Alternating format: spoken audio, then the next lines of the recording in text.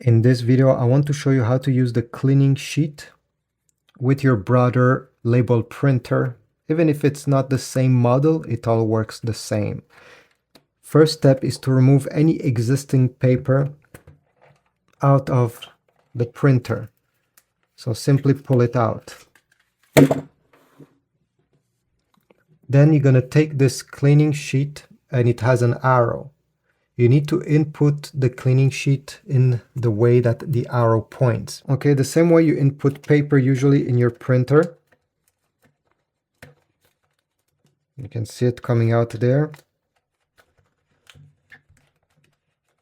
Okay, almost perfect. So once you're over here, don't push it anymore. And you need to peel the part that has the number 2 on it with the small peeling icon.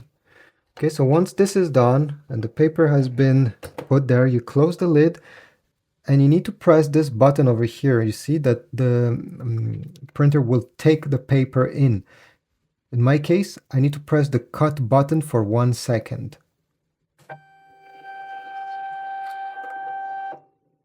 And now the sticky part has cleaned the inside and the sensor and everything that needs to be cleaned.